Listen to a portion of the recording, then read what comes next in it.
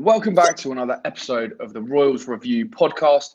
I'm your host, Dan Worth, and I'm joined by my good friend Jimmy off the back of Reading's 0-0 draw away at Charlton. Jim, the two of us made the trip down to South London on Saturday, and it was anything but a bore draw, aside from the score, I thought. What did you make of the game on the whole? Yeah, it was. It wasn't perfect, but it was a solid defensive display, which I guess saw us leave with a point and a clean sheet. So you can't complain too much. I actually thought we'd lose this match, so coming away with a point is great, especially against a team like Charlton, who are in decent form. And I always think that they're like relatively matched in terms of sort of where we are. There's never anything really that crazy that goes on in these fixtures between the two. So yeah, to come away with something is great. And yeah, unbeaten across the festive period. So you can't complain too much, like I said. Yeah, I agree. I think if you'd offered us that at the start of the festive season, we definitely would have snapped your hand off. But even if you'd offered us a point before the Charlton game, I think we would have been pretty content with that. So, yeah, in a lot of ways, a very good result for Reading. We spoke about what Noel Hunt should do away from home to change Reading's fortunes on the road. And we needn't have bothered answering because he showed us exactly what he's going to do, and that is to completely remix the formation. I don't even really know how to begin to explain it, but maybe you'll be able to tell me what Noel Hunt did against Charlton formation-wise. I've been trying to think about what actually happened, and I still can't as well. It was a bit of a weird one because I know at first we thought it was a 5 at the back with maybe a player out of position. But then, you know, when he kicked off, it was more of like a 4-5-1 that sort of changed shape a lot. You know, I saw Garcia up alongside Smith at times throughout the game. So yeah, it sort of changed shape a lot throughout the game. But I guess it works, you know. I don't think, and I've seen a few people mention this as well. I don't think we walk away with anything from that game under Sellers and how we set up under Sellers. So yeah, it was, although it was, I guess, not the most exciting game, no goals. I thought defensively they were amazing, and yeah, like I said, to come away with anything from that is great. So if they wanted to set up like that in the future and come away with a point against the better sides in the league, then fair play, go for it, I say. Yeah, absolutely. I quite like the approach from Hunt that is prioritising resilience and like defensive stability on the road. It's something that we didn't really do under Sellers, which is, you know, we've got the first clean sheet. I think it was since April or something, which is a mental stat.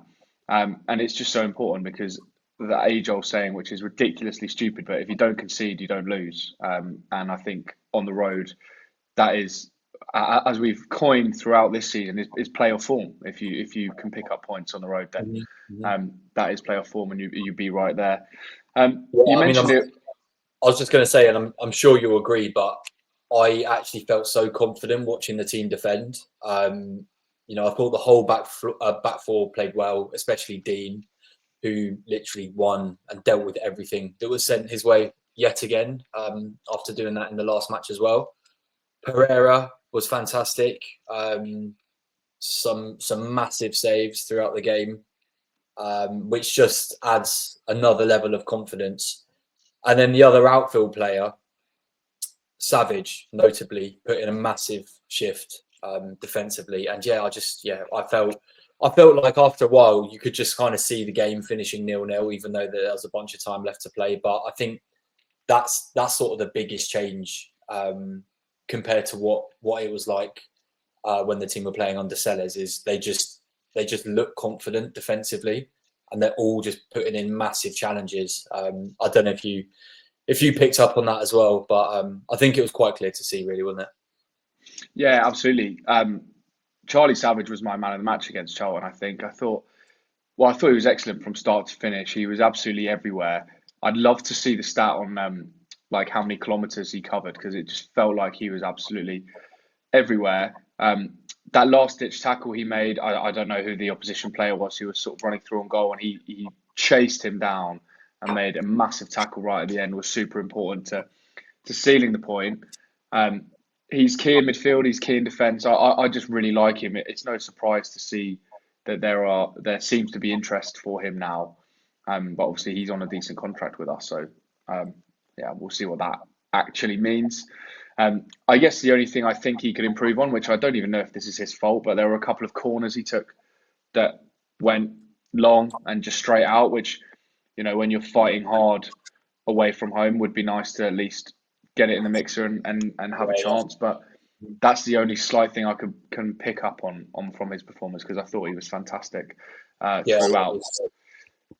Who was your man of the match? I went with Joel Pereira after singing about him earlier this week and in the previous podcast. I just thought he was great. I thought he pulled off saves that are like when strikers or other outfield players score goals. Do you know what I mean? He kept it at 0-0 numerous times throughout the match. Yeah, there wasn't really too much. I know he dropped the ball on one occasion, which had the whole away end gasping, but that was dealt with as well. Yeah, I thought he was great. I thought it was fantastic. It was another solid performance from him. Yeah, definitely. They seem to keep coming for Joel Pereira. So, yeah, I'm more than happy with that, and I hope they do continue. Let's look at the other end of the pitch then very quickly. Sam Smith had a chance at the start of the second half, at the very start of the second half, played through, I believe, by Harvey Nibbs, 1-on-1, and the keeper just gets a hand to it and it goes wide for a corner. I should have looked at the XG, but I would imagine it would have been pretty high. A clear-cut chance for Sam Smith, which we mentioned previously. Doesn't often miss, but he did this time. Do you think that would have wrapped up the game for Reading? I know it was at the start of the second half, but do you think maybe we could have got 3 points if had that gone in?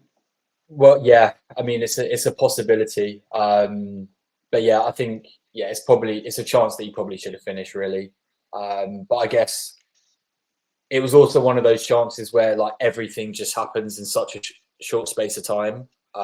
So if you're sort of not set on what you're going to do, whether you're going to shoot, whether you're going to try and like, chip the keeper, around the keeper, whatever, then it's just so easy to mess up. And I guess unfortunately that's what happened. But at least we didn't concede.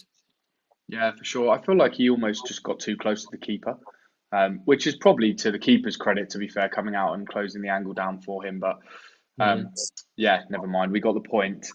That was probably our best chance. Well, that was definitely our best attacking chance.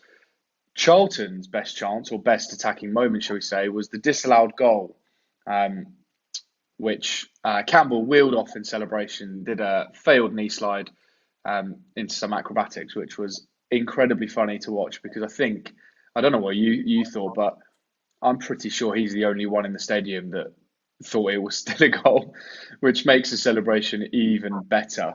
Uh, I've seen a few Charlton fans on social say it was onside because Bindon played the ball. Well, I'll let you. What do you make of that? yeah, I mean, in terms of whether it was onside or not, from where we were, it's impossible to see. It's a complete wrong angle and down the other side of the pitch. But it was a good finish, regardless of it being offside, and the celebration was amazing. At one point, I was thinking, please don't knee slide. Please don't knee slides. Like, look at the pitch; it's bad enough. Surely you don't want to do a knee slide on this, and then also save yourself the embarrassment. But then I was like, nah, you know what? I really hope he pulls out a knee slide. It's really hilarious. I mean, it was the highlight of the match, really, wasn't it? Yeah, for sure. I mean, you're right though. The pitch was terrible, which we're about to come on to this, but for a stadium that I think is right up there as one of the best in League One, as you've probably seen from our tweets at the Valley, the pitch was so below average, and I mean, it's no wonder he fell over from a knee slide, because it looked dry as anything. It was brown, loads of brown patches. Yeah, it just really didn't look up to scratch. But there we go, brave guy, and it backfired. I mean, luckily he wasn't injured. Oh, well, luckily for him, he wasn't injured. But yeah, as I said, then the Valley, I reckon, right up there in terms of League One stadiums. Someone has asked a question: what are or what is the best away stadiums that you've ever been to? In general. I guess in general. Well, I mean, Well, I following think Reading or maybe England. in terms of League One, with Reading, the Valley as a stadium, I think is sick. Like it's proper old school. It's big. Um, Obviously, London is a great day out if you're an away fan, or if you're a home fan as well. Um, but one thing that I actually do find really annoying is like if you're sat in the upper section of the away end, you can't even see the like goal below you. Like the amount of times we're like, has that gone out for a corner? Has that gone out for a goal kick? Has he been taken out for a penalty, or has Mbenge gone flying in on someone and given away a penalty? You just don't know. So that's a bit annoying. But besides that, I think it's a solid ground. But I think the highlight so far for this season was the opening day at Birmingham. Um, Again, another decent stadium. The prices were good inside. It was like I know we got there quite early, didn't we? So like the players were like walking straight through the crowd. Um, it's not too hard to get to from the station, and on the way there's a load of good like pubs and places you can Mm. eat and drink at. So I think I'm actually gonna say St Andrews. I thought it was quality. Yeah, that's fair. I mean, we were helped massively on that day by the fact it was really nice weather. I remember it being really hot, so forced to sit in a pub garden and hydrate ourselves, which is always a massive plus. And I think, to be honest, all of my favourite best away stadiums are ones where they serve alcohol, like Stevenage, for example, where they don't serve alcohol. I mean, it's not the best stadium anyway, but that is just an absolute shocker. It's happened a few times now. Um, it happened to me at Brentford away years and years ago, Watford away a couple of years ago in the Championship. That's an absolute no-no. But I think the best away stadium, this doesn't really count, but I'd say some of the best times I've had as a Reading fan are at Wembley, which I know is a massive cop-out. Um, but I love the whole like making a day of it stuff, which I know people will say, well, you should do that every time you go on away day. But when you have huge travels and um, like commuting to do and stuff, it's not always possible. But it's so good at Wembley because it's so close. We can get there early, get in the pub, get down Wembley Way, and I mean, every time I have been to watch Reading, we've lost, so that's not ideal. But aside from that, I always think it's a great experience. So that would definitely be my shout. For sure. Yeah. Right, one more question, and I'm going to just spend a second thanking this guy because he does ask a question almost every week. And Mark, we do really appreciate it, mate. So thanks very much. And this week, I think you've outdone yourself because this is one of the best questions we've ever received. And to be honest, I'm going to largely leave this to James because um, he's a bit more of an expert than me in this field. But yeah, thanks, mate. Really appreciate it. Anyone else who's listening, please do ask your questions because we do enjoy answering them. So Mark's asked, could you please discuss whether you think we'll accept lowball offers for players this month? And if not, what championship clubs can afford them? Which I think is a fantastic question. Yeah, Um, it is. any ideas? I mean, I guess it completely revolves around who is sort of calling the shots at the moment. I know there's been a rumor over the last few days that the prospective new owner has been named, and the priority is securing the like short-term funding of the club. But does that mean that the priority is working with them to secure the short-term funding, or selling players to secure the short-term funding? But I mean, I guess I don't think we're gonna like accept lowball offers regardless of the situation. I think a lot of our players actually have genuine value now, and they're under decent contracts that have a decent amount of time left on them. If it's Carey dealing with the outgoings, then I'm pretty confident he'll be negotiating decent prices. I know we're in a shit position with the ownership situation, but I don't think that means we're just going to let our prize players go for peanuts, because we're going to just be in that position a little bit further down the line in that case. Yeah, I mean, on top of that, I guess hopefully these new prospective owners can provide some funding up front, similar to what Rob Coig did, which would obviously ease the pressure on offloading players.